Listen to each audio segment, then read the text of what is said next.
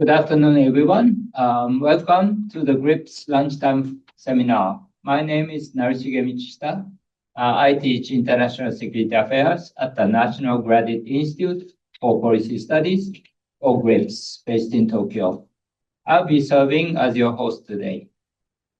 This GRIPS Lunchtime Seminar series is designed to highlight and share the research output of GRIPS community members.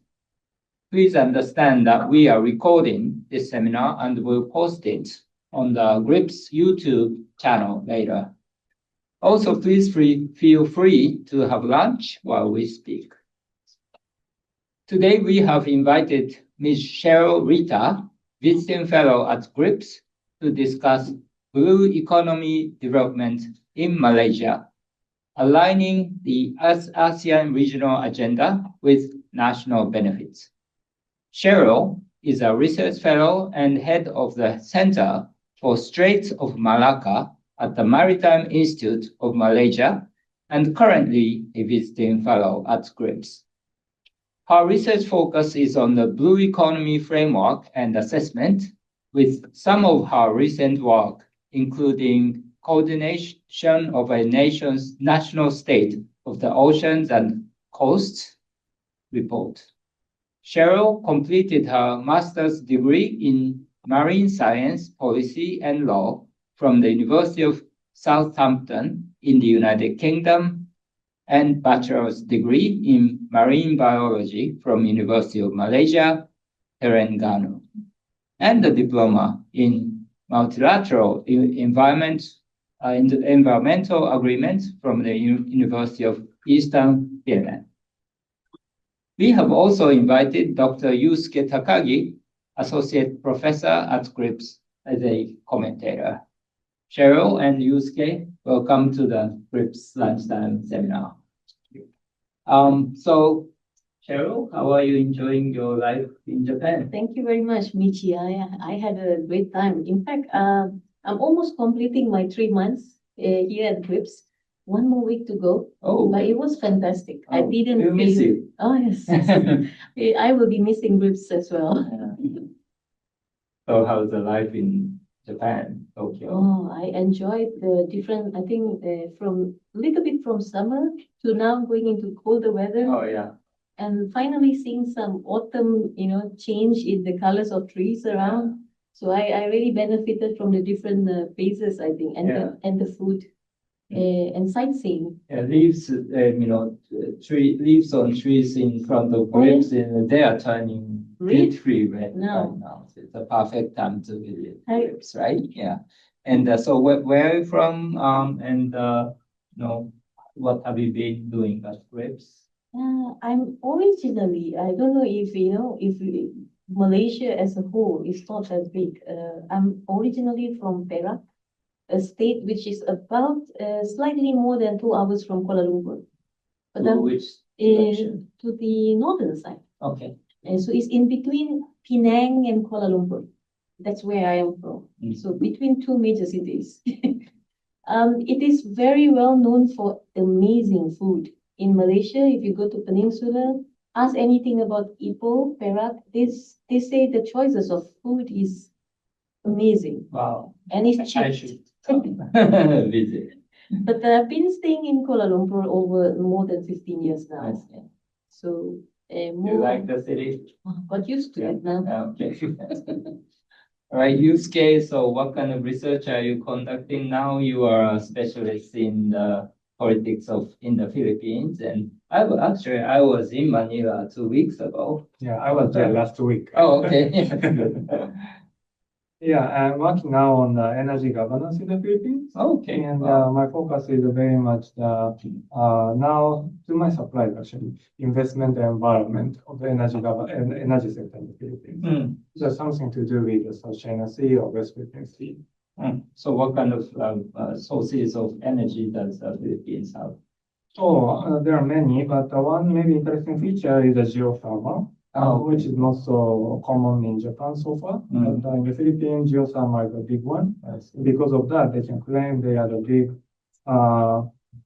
player in renewable energy. Oh, I see. Okay. And do they have nuclear power plants? they have, but they never used. What does it They mean? built it. But at the time of democratization, Uh, newly inaugurated government pointed out this is a source or symbol of corruption. But they never used. Wow, that's It's a interesting. very political decision. Interesting. That can be another topic for this seminar. Okay, let's get started. So Cheryl, you have slides and please go ahead, start sharing.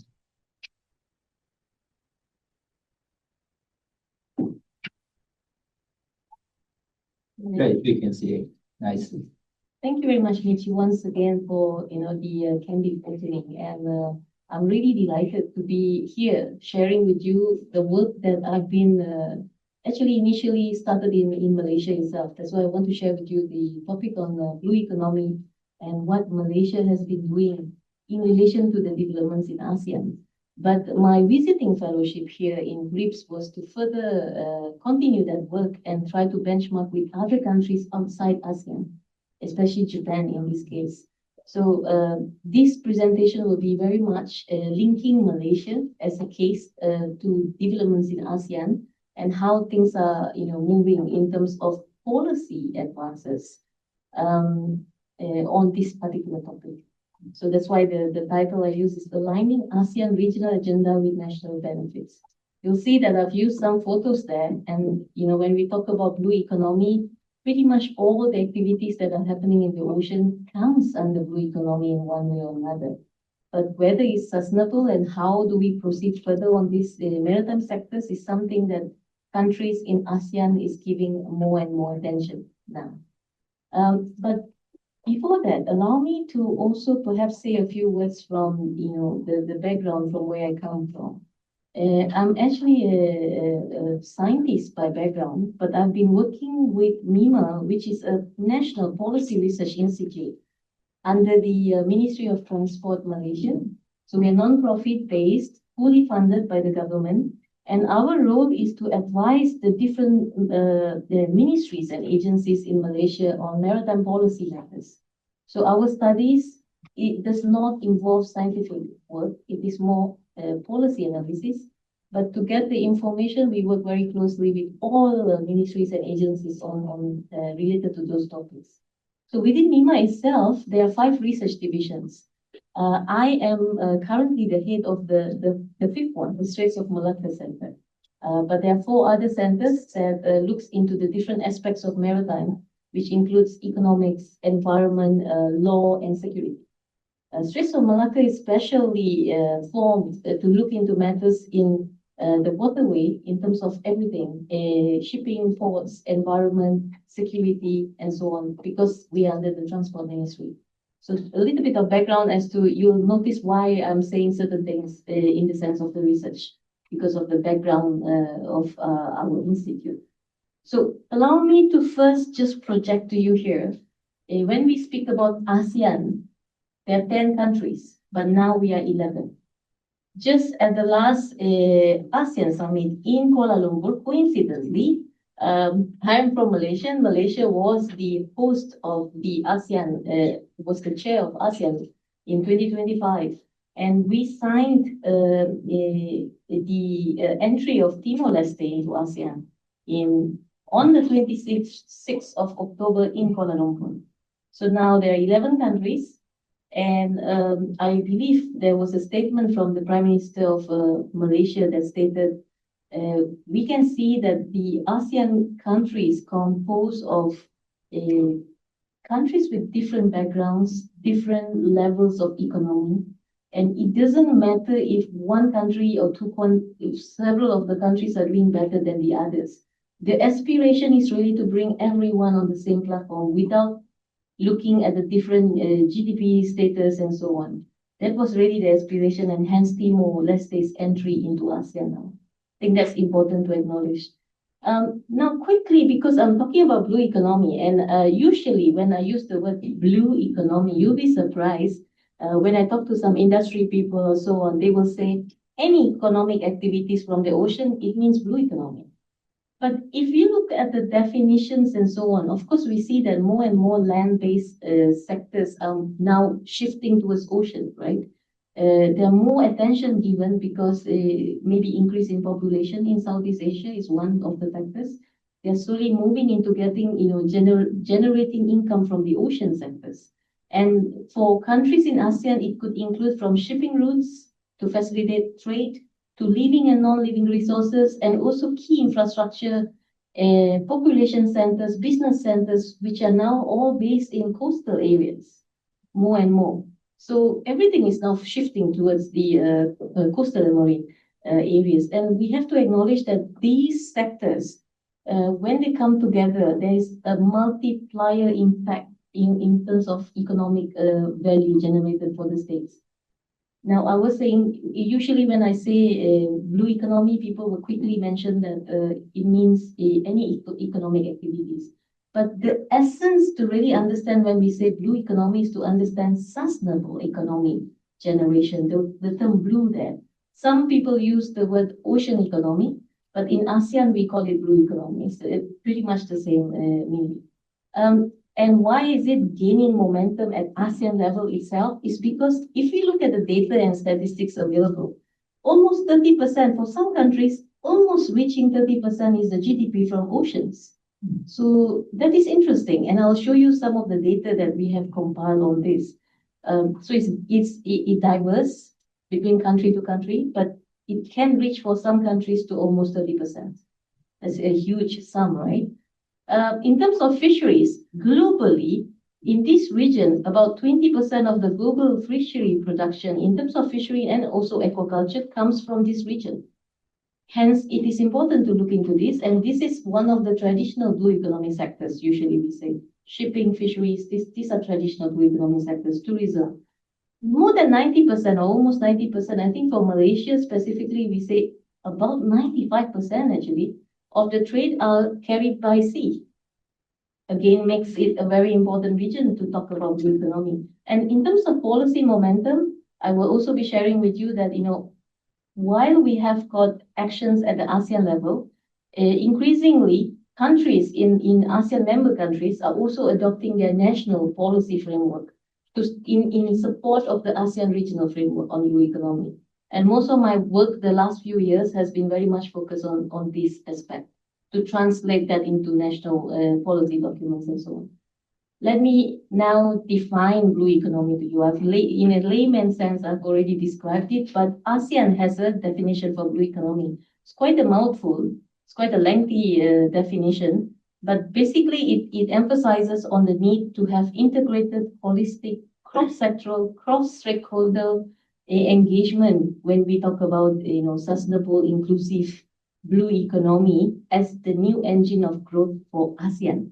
Now, this is ASEAN definition, but there's no one international definition that is, used at the moment. There are different platform users, different definitions, but the keywords is basically ocean economy and sustainable. Basically, we have to understand that. So there are like UNDP will have their own, OECD, FAO, everyone has a definition, but the essence or the principles are the same. But while we have all that figures that I show how important it is in ASEAN, we also acknowledge that it is threatened by fragmented governance, basically because we all know that different countries have federal, state, local level. It differs between all the ASEAN countries pretty much. Like Malaysia, we have federal and state. Or Philippines, I think, is even local municipalities and so on. So it differs, but basically it's fragmented governance. Environmental degradation is still occurring. I wouldn't say that it's already solved despite having all these efforts that we have had in place.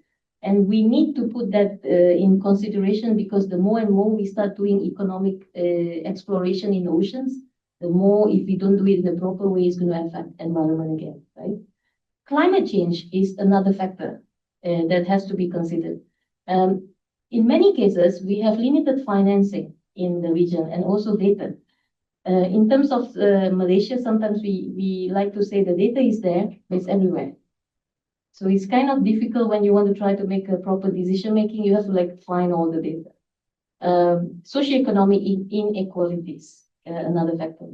And what blue economy essentially would want to do is, when you look at the economic activities and the ocean sustainability, it's pretty much that middle line. Yeah. So that's just to explain to you what blue economy is. And the figure on the side is basically the ASEAN framework on blue economy. This was a big thing when ASEAN adopted this framework, because then it became a guideline for all the ASEAN member countries. I'll move on to say a little bit on ASEAN Blue Economy Framework as the regional document. It was adopted in 2021. So you will see that in terms of policy making, policy advice, and so on, usually it's not fast. It takes time to get from regional to national and so on. In 2023, then, ASEAN had that framework, or we call it ASEAN Blue Economy Framework, in short, ABEF, ABEF. Is a comprehensive guide for leaders to consider blue economy in the region, and also try to bring it to national level. As some of the ASEAN member states are already developing their own national documents, including Malaysia, ASEAN at the regional level is moving towards now coming up with implementation plan to support the framework, and also to identify actions, key performance indicators for measurement purposes that will happen this year, ongoing until next year. So this one is done at the ASEAN Secretariat level itself. But whenever they come up with any regional document, all the ASEAN member states are given the opportunity to provide comments and inputs, whether we agree or not. Now, basically, you might also have this question, from the many sectors that I mentioned in blue economy, what is it really that is of attention in ASEAN region? Basically, it shows that fisheries and aquaculture is the top, number one. The second one is tourism. Those are the traditional ones. I didn't say transport because it's more for those countries near the Straits of Malacca. It's not for everyone, right, in the region. So regionally is fisheries and tourism. But what are the future emerging area in blue economy is renewable energy. That one is accepted at ASEAN level. Everyone is talking about those. But most of it, like I mentioned earlier, the mandate, who should be the focal point at national level, where's the budget from, technical capacity, expertise. These are the areas that countries in ASEAN is talking about. And that's why it's important to have national strategy that complements the regional framework. Because then in policy, you can have the regional framework, but unless you have a national document, that is where you monitor your implementation and so on. In terms of the ASEAN priority areas, these are for the implementation plan. Now, you won't find this anywhere else, I believe. This is still very much in discussion, right? But I think it's okay to mention that the 5 areas you see there, one of it is IUU fishing, is usually something that gathers a lot of attention as well, in terms of the implementation plan when we talk about blue economy. Now, moving on to what is it that ASEAN would like to try to achieve through this blue economy. There are 5 areas, basically. To look into financial capital, physical capital, human capital, social capital, and natural capital. And if we try to link now, most of the efforts that we do is usually linked to SDGs. You'll see how the different SDGs would be supported when we try to target these outcomes. And what would be some of the actions under financial, physical, human, social, and natural. And what would be the enablers? That would be another important area to look at. We can talk about thousands of action plans, but how do we make that happen in ASEAN? It would depend on infrastructure, how much we need to consider that. Institutional setting. Indonesia has a maritime ministry, I believe, but most of the other countries doesn't have that. That means maritime falls under different ministries, and it might overlap or might not overlap, it depends. So institutional setting. Cooperation and capacity building, I think it goes without me explaining. It's quite self-explanatory. Cooperation is important, capacity building to get more expertise and training and skills and so on. And usually we say no money, no talk. So if we need the sustainable investment and financing, we can say everything, but if we don't have the financing mechanism, it will not work also. Now, this 1 or 2 slides, I will go very fast because I think this probably we can just, have in mind what ASEAN is looking at in terms of the implementation plan. Some of the keywords would be, in terms of financial capital, like blue trade, sometimes we call it blue bond, blue carbon biodiversity market-based measures. In terms of infrastructure, how about, coastal resilience, marine spatial planning, and so on. In terms of social, how about the governance in terms of blue economy? These are big words, but usually at regional level, we use big words because that should then translate it to national level to get this into place, right? The 4th strategy is in terms of research, science, technology, innovation. And the 5th one is on the financial mechanism, like blue infrastructure investment, ASEAN Blue Economy Index measurement, and so on. These are ASEAN level ideas, ASEAN level perspectives. And usually if it's adopted at regional level, then it creates a momentum to bring in funding, right? There would be partner countries and so on that will be supporting this further. At this point of time, I think Australia is playing a key role already in some of these mechanisms that we are discussing. Now, allow me to take you a little bit out of ASEAN, because I don't think it's complete if I don't mention some of this. I've already mentioned ASEAN as the main framework, but we cannot forget other intergovernmental platforms that most, if not some of the ASEAN countries are already member to. And in one way or another, they are already talking about blue economy in the traditional sense or in the current momentum itself. Because if we think about ASEAN as an intergovernmental platform, there are also other intergovernmental platforms. And for some countries, we could be members in more than one, right? So I think it's important to consider that for synergy and streamlining of national efforts. I've picked a few. I didn't put everything here due to the time. I picked a few and I'm going to mention it very quickly because you have the slide and you can probably ask me later. One is COPSI, the Coordinating Body on the Seas of East Asia. Malaysia is a member. There are 9 countries. This is based in Bangkok. The second one is PEMSI, based in Manila. And just look at the priority areas in one way or another. They are touching upon those sectors mentioned in Blue Economy. Moving on to large marine ecosystem programs, these are more on environmental management and governance. We have the Bay of Bengal large marine ecosystem. This is more than just ASEAN, you can see there. Malaysia, again, is a member, and they're talking about fisheries, pollution, environment, and so on. And then it brings us to CTI-CFF. There are 6 countries based in Manado, Indonesia, right?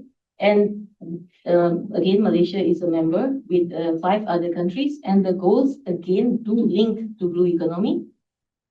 Moving on to the other big major one, ASEAN is the major one in, if I may say, South China Sea. In Indian Ocean, there's another platform called the Indian Ocean Rim Association. One of the key pillars of IORA, again, is blue economy. You'll be surprised there's a MOU between ASEAN and IORA now that has also included blue economy as an area of cooperation, because we do acknowledge the need for synergies between multilateral or intergovernmental platforms, right? Again, Malaysia is a member. Impact is even bigger than that. And also there are areas of blue economy being discussed. But interestingly, Japan, of course, will be there, Malaysia is there, and so on, right? Now, I thought I would quickly mention that without boring you to details. But just keep in mind that when we talk about ASEAN, there are small little intergovernmental platforms that falls around it, right? Now, I think some of this I've mentioned. When we look at all these intergovernmental platforms, countries that are members are of different, at different paces in terms of economic status, different gaps that we face. It might not be the same one Malaysia is facing with Indonesia, and maybe Singapore or Philippines is different in one way or another. So we have to keep pace with what's happening around us and try to look at what are the areas that we need to improve. Again, data I've mentioned, best practices, sharing of information, skills, and so on. I've briefly mentioned that as well. One of the questions that I think recently when I spoke in Japan at different platforms, they usually ask, where does maritime security stand? I will just say one thing. Without maritime security, blue economy is impossible. You need maritime security. But again, it's a catch-22. You cannot say, like, for instance, in South China Sea, there are overlapping boundaries and claims. We cannot say, oh, because of security, let's not have cooperation. Doesn't work that way. So economic is economic. Security is important too, to be the safeguard measure, right? So it is definitely an element in blue economy. Now, if I can show you a visual representation, that's where Malaysia is. I mentioned those different platforms. They're all like where Malaysia is a member. So imagine when we come up with our national document on blue economy, we consider all our obligation to these different platforms.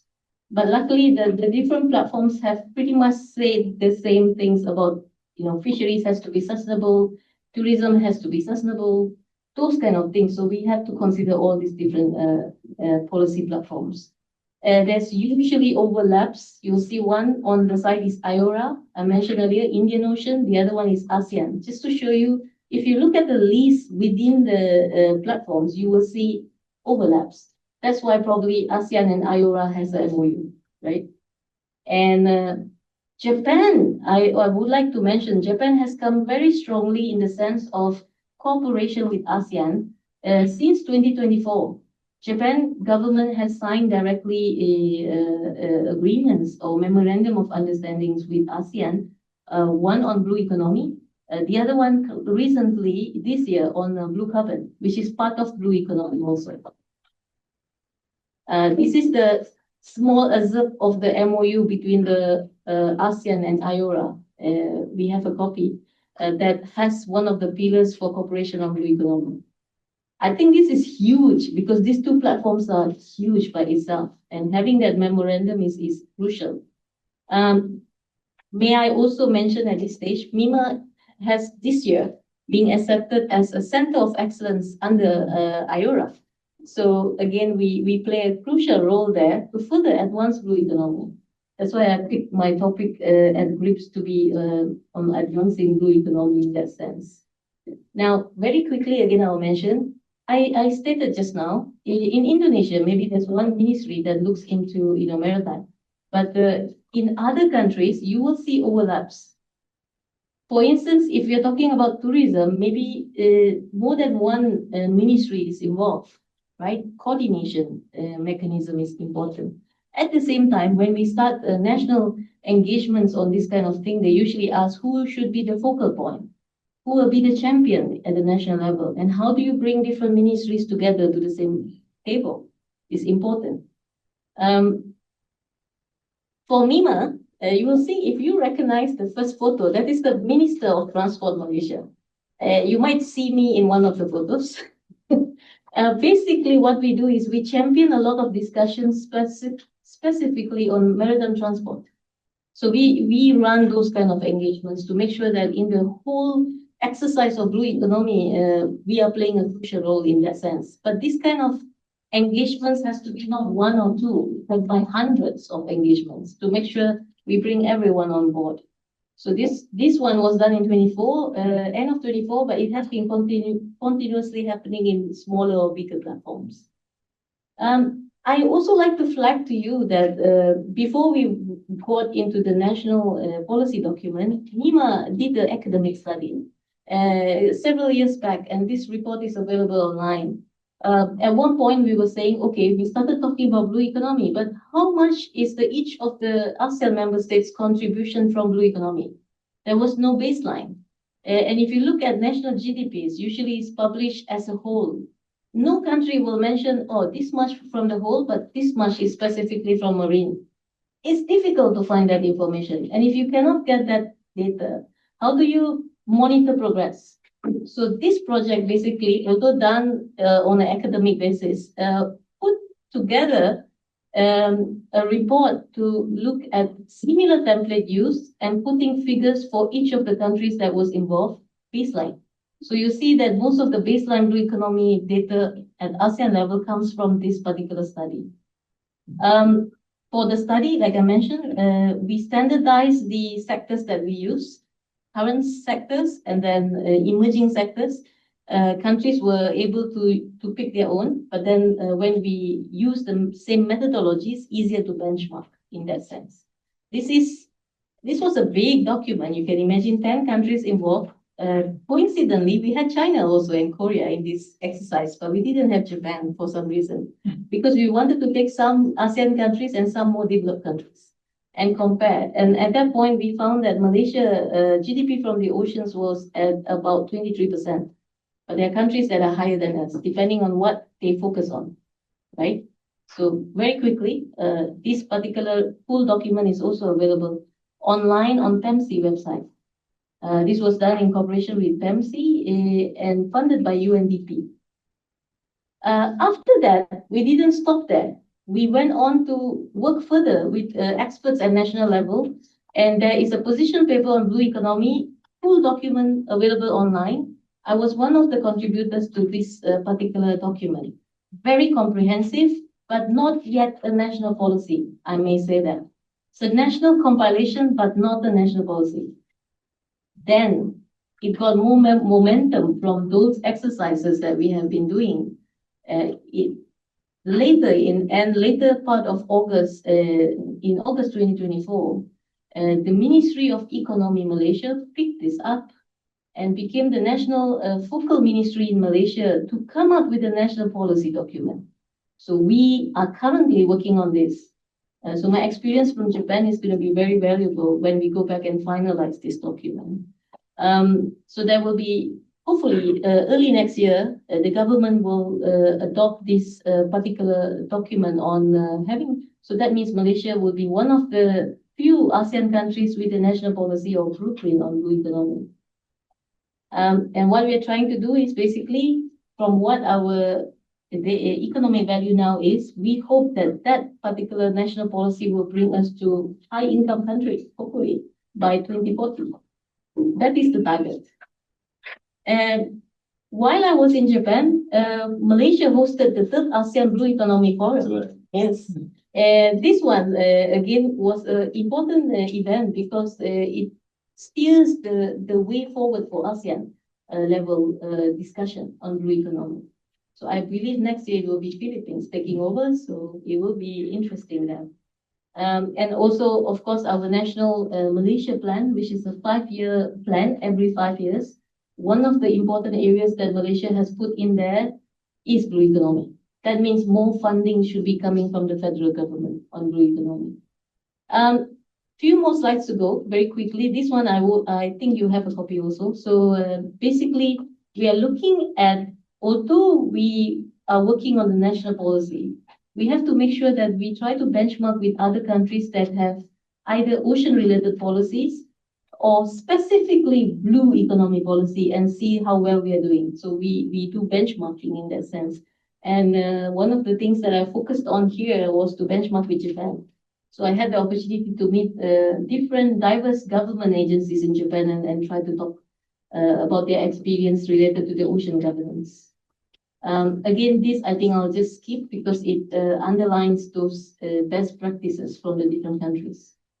Now, one of the next steps that we will be doing, and I think it's going to be, I've mentioned this before at different platforms, ASEAN is very much focused on blue economy. It's undeniable. If you talk to ASEAN countries, this is one of the priority agenda. But in the time to come, because blue economy is gaining so much momentum, marine spatial planning will be next. Why marine spatial planning will be next is to support the implementation of this blue economy. That means pretty much doing zoning in the ocean areas and so on. That would be the next immediate something to look forward. A way forward, I think some keywords, I will not try to attempt to conclude this big exercise that we've been doing, but I think what is really important at regional and national level is common understanding of blue economy. If you don't have a common understanding, you cannot move anywhere because you will go different directions, right? It's very important to monitor and account for the data that we have. Then it's easier to keep track of the developments. If you don't have baseline and you don't continue to monitor it, you don't know if you're achieving your KPIs or are you achieving your targets, right? The next one is integrated management is important. I presented to you the different ministries, different agencies. There's a need to bring everyone on the same page. And how ASEAN countries is translating that, it depends on how each country bring in a mechanism in that sense. So maybe for Malaysia, it should be a national steering committee that brings the key top level leaders to make decisions on blue economy, for instance. Those mechanisms we have to figure out at national level.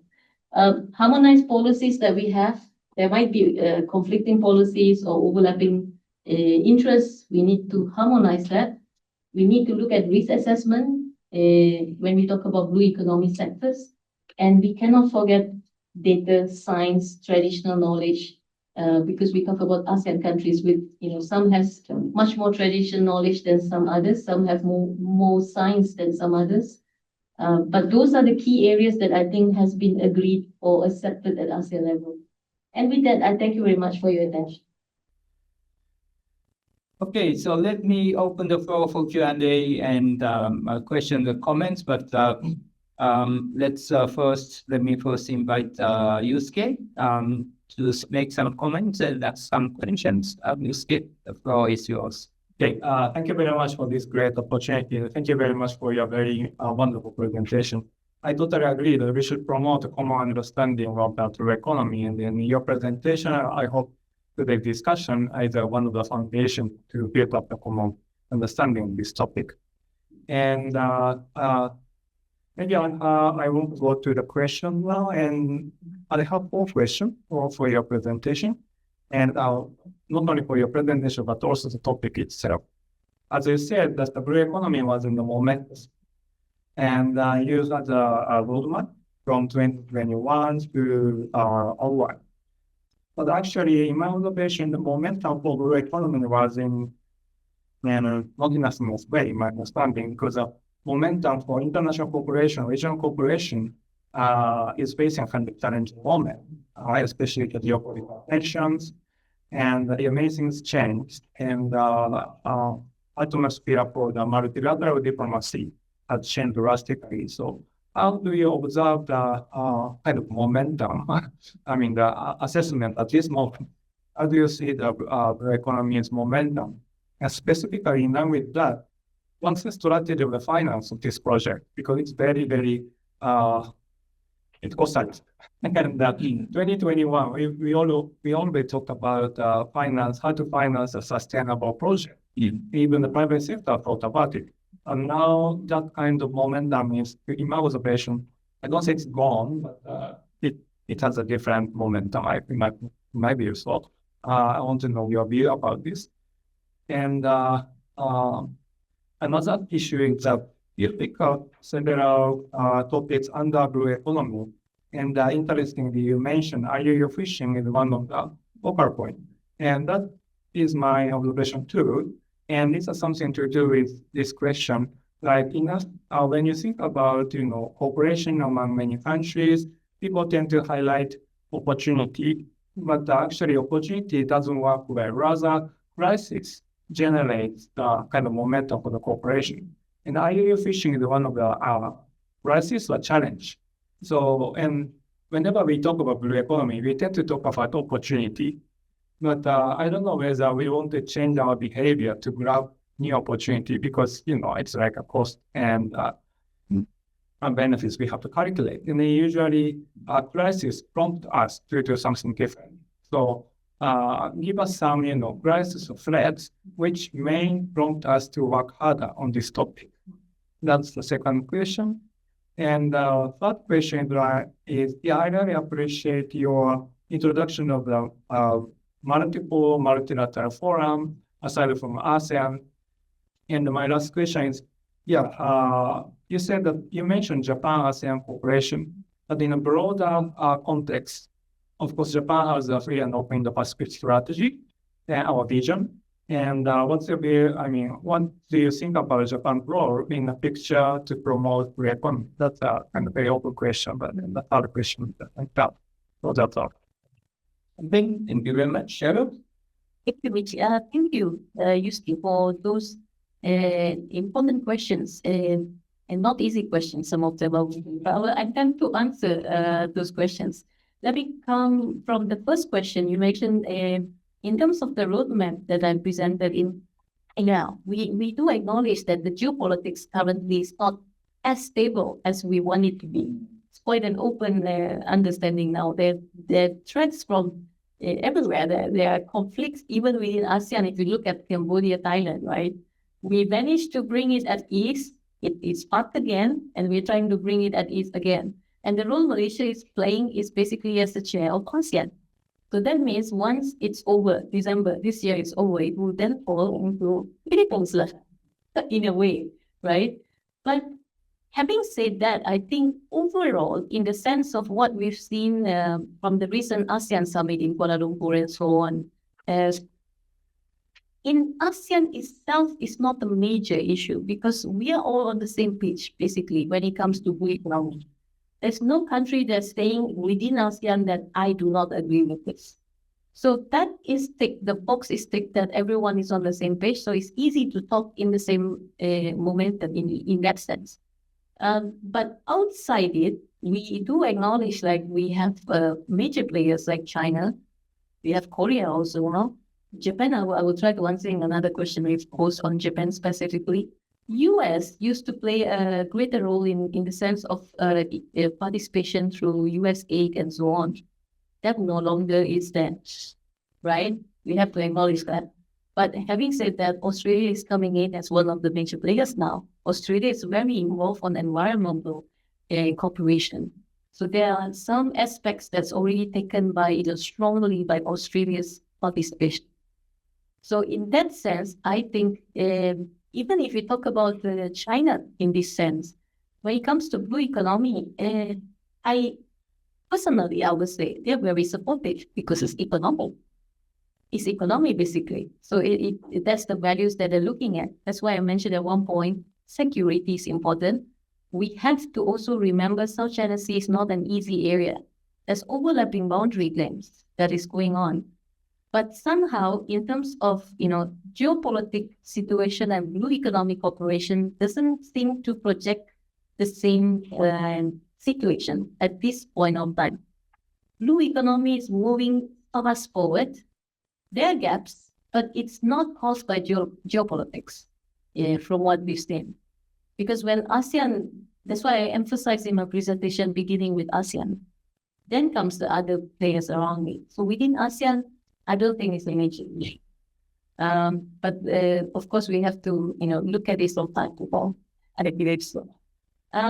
In terms of finance, again, a very important question. If I may share a little bit for Malaysia itself. At one point when ASEAN came up with the ASEAN framework, usually ASEAN member countries, AMS, we are pretty clear when ASEAN adopts something for upper developing economies like Malaysia, Singapore, and so on, we try to always follow with the national document, follow with national policy so that implementation is there. Initially, there was some money that came in from regional budgets to support some of this. It didn't really work out, actually. Maybe because it is such a big area, blue economy, and you need all the different ministries, pretty much like the whole country should be involved, right?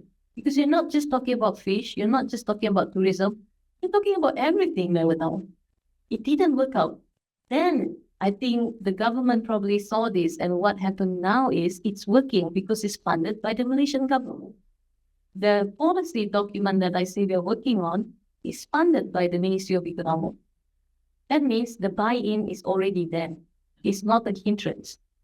Sustainable financing will be something that is bigger because the finance ministry is involved.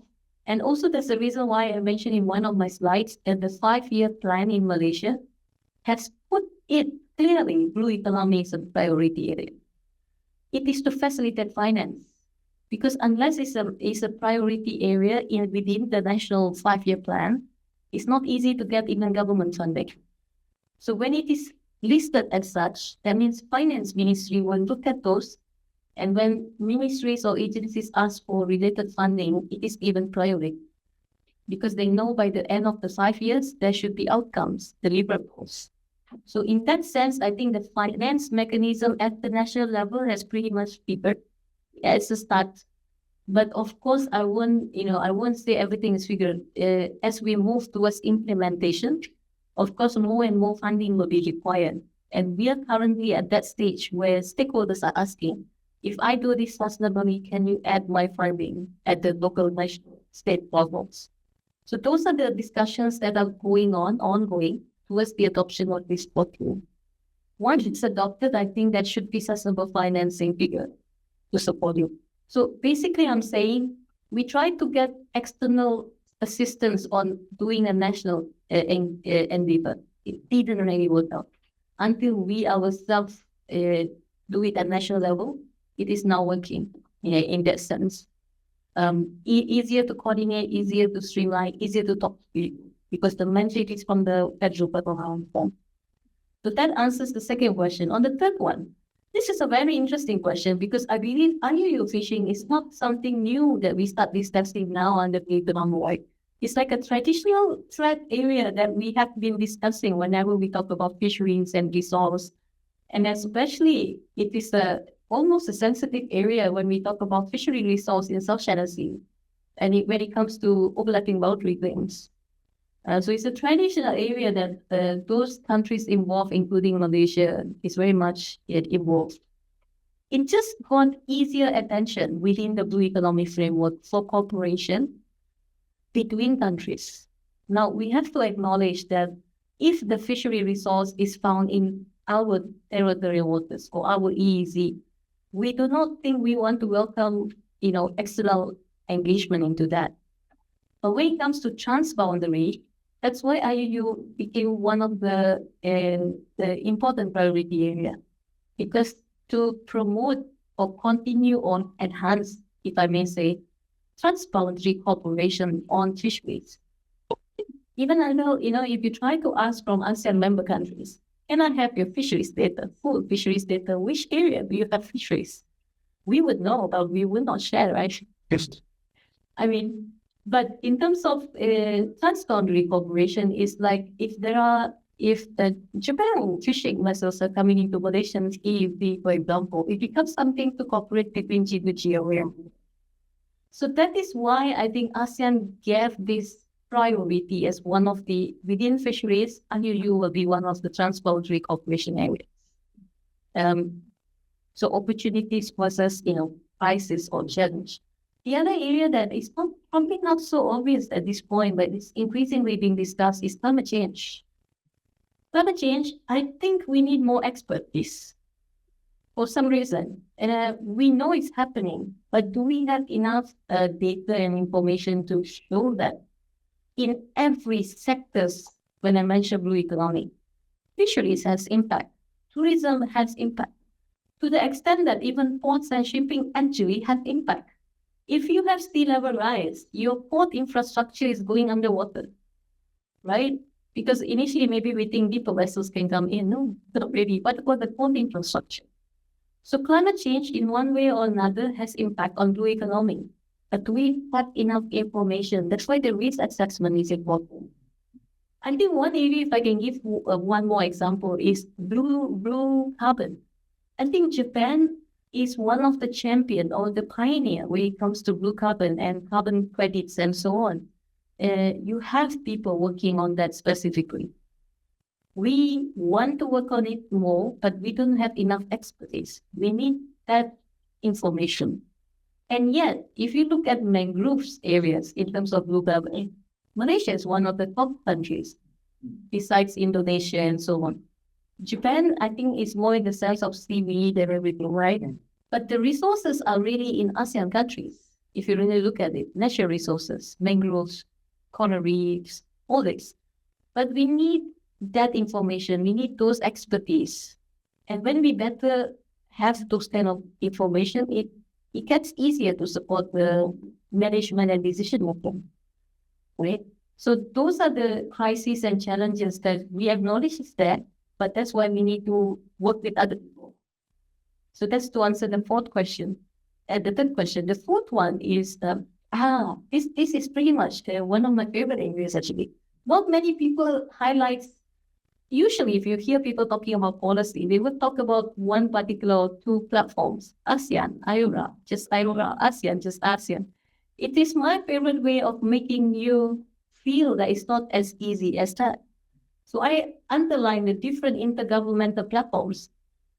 You hardly see this being done, right? Because sometimes we forget, if you are a member of ASEAN as a country, you could be member of 3 or 4 other intergovernmental platforms that are equally active and equally strong on certain areas. And you as a one member to different platforms, you have to make sure that you adopt you are supported, right? You have obligations to those platforms. But the synergy becomes difficult if they are conflicting, right? I didn't even mention that sometimes these different intergovernmental platforms has different focal points. If I may share with you, a focal point for COPSI will be environment ministry. Focal point for IORA is foreign ministry for Malaysia. I think it's the same for other countries, right? So that means, again, at national level, you need that synergy at different levels. National level, you need synergies at regional level and international level. So sometimes we think it's as easy as having a national policy document. Not so easy, because we have to make sure that it's implementable and it's practical. So sometimes it takes much more time to get everyone supporting what the end target is. And within all these different intergovernmental platforms, one particular country would also have to consider the conventions, those platforms where we sign international conventions. One example, for shipping for Malaysia, I think one of the active one would be International Maritime Organization.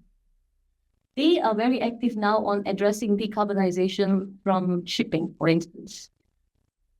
Shipping is part of blue economy. So in our national action document, we have to also consider those international conventions. So you can imagine that finally, when that document comes out, it should be able to answer, I hope, 99.9% of all the national query scenarios.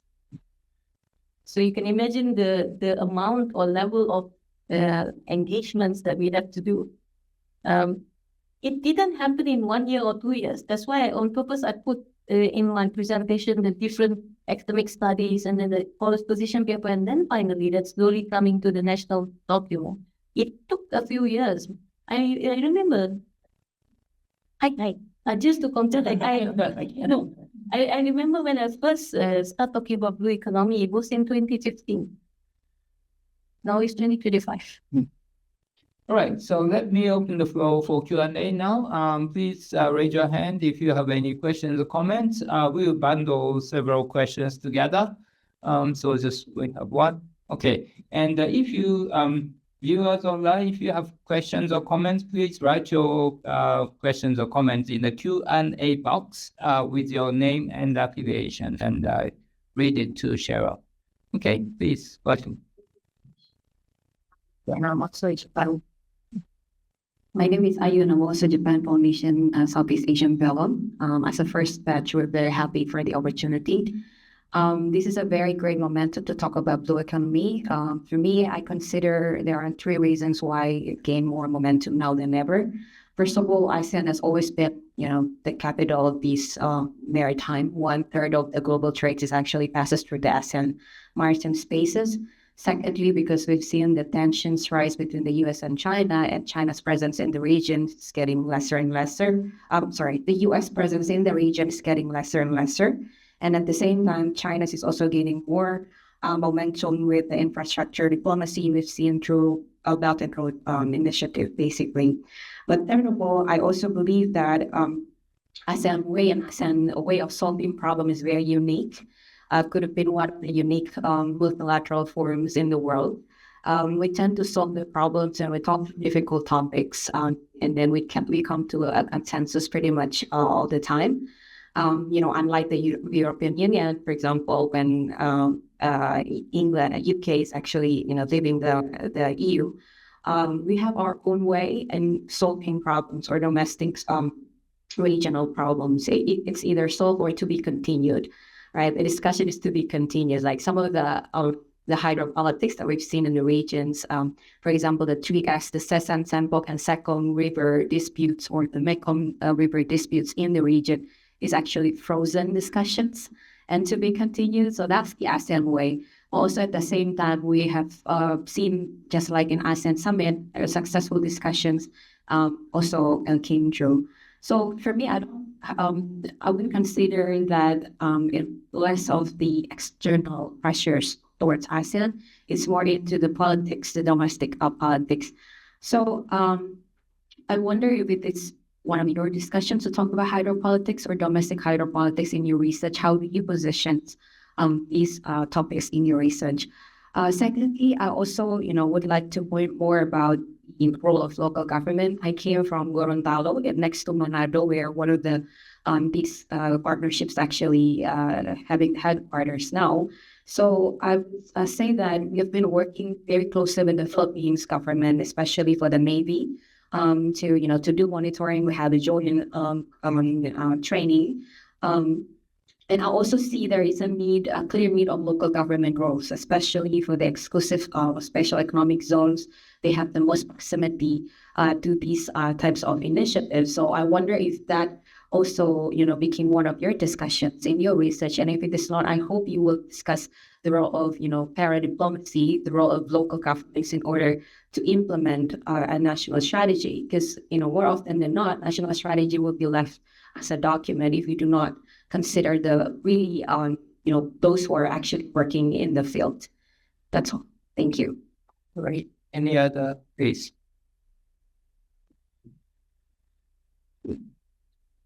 My name is Sonobe, Green's faculty member. Thank you very much for great talk. And you have emphasized that blue economy is now one priority than before.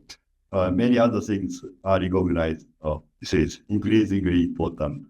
So please give us more sense about, how much is has blue economy being mainstream and prioritized relative to other important things.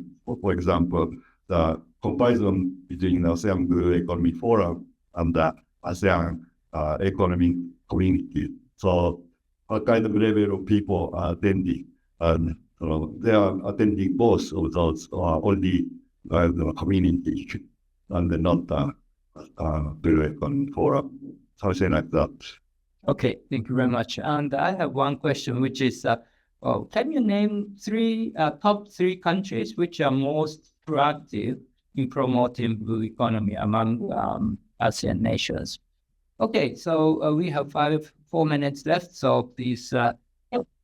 Thanks, I'll try to be brief. Sometimes I go on lengthy. It's a way policy research analyst usually does. Very lengthy elaboration. The first question on. Thank you very much for your question. In terms of domestic situations, within the national engagement, unfortunately, we didn't make it a particular area of risk that we wanted to look at, except for the one that we really see could be something that we should consider is the Cambodian island, basically. And Malaysia is very hands-on at the moment on those, conflict. In fact, directly involved in trying to bring peace between the two countries. And somehow the two countries are supportive of that as well. So not so much because we didn't feel it's going to totally stray away what we're trying to do, but probably in the time to come something to consider. The second one, local government, very, very important again. For countries like Philippines, Indonesia, I think local government is mentioned much, much more than maybe Malaysia. But for Malaysia, we call, federal state. Now the state is basically what I think would be the same understanding. For Malaysia, it will be states like Sabah and Sarawak. And we did include that in our engagement. So whenever we have a federal level discussion, there would be separate state level discussion also. Because we are separated by South China Sea, right? Malaysia on the east and on the west. So that particular area is taken into consideration.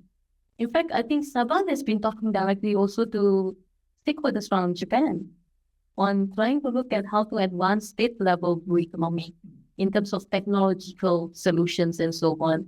So that is happening. But in terms of the national policy, we did consider that aspect.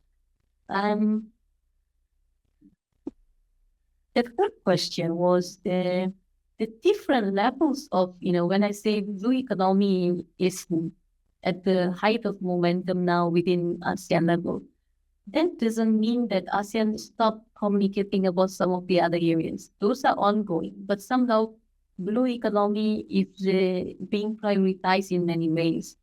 I believe it is the same. If you notice, if you follow some of the environmental related platforms at ASEAN, a few years ago, it was very much heightened on marine plastic pollution.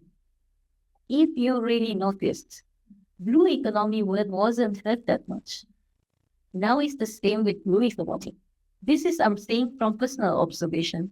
It doesn't mean that ASEAN AGCME, ASEAN Working Group on Coastal and Marine Environment, AWGCME is still ongoing. Transport Working Group ASEAN level is still going. The ASEAN Economic Platform is ongoing. The Japan Asia Pacific platform with ASEAN is also ongoing. Everything is going on. But if you look into specific momentum, that's what I meant when a few years ago you will notice that ASEAN was very much highlighting the export of waste into ASEAN countries because China stopped receiving that. And then you will notice that quite a few of the ASEAN countries now have a national roadmap. And that issue kind of subsided a little bit. But this is what I meant by gaining momentum then. It became a priority discussion. And usually, you were right also earlier when you mentioned ASEAN picks up those kind of interesting areas to discuss and negotiate new areas. But the old areas are still ongoing, actually. It's that what I meant in terms of momentum in that sense. There was one more question. Three more. Hi. Number one, Indonesia. Okay. I cannot deny that. Indonesia is sometimes, I believe, you come up with your national policies sometimes faster than some of the other countries. So Indonesia. Number two, Malaysia. Number three, there, I wouldn't say one country. It seems it's a shared platform, Thailand, Philippines. Almost the same. This again is personal observation because I've been engaging in blue economy platforms. But Indonesia always stands out.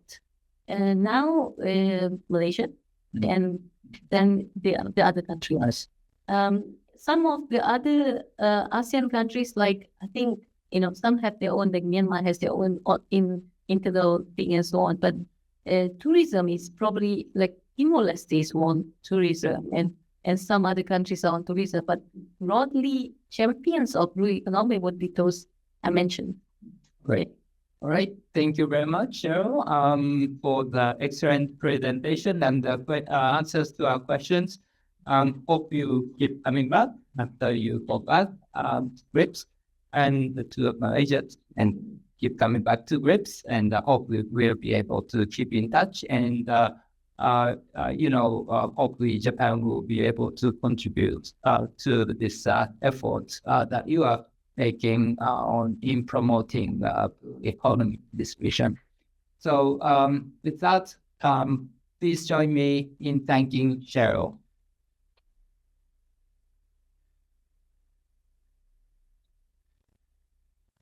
And thank you very much, everyone, for coming today. The date for the next GRIPS lunchtime seminar has not been determined, so we will let you know as soon as we know.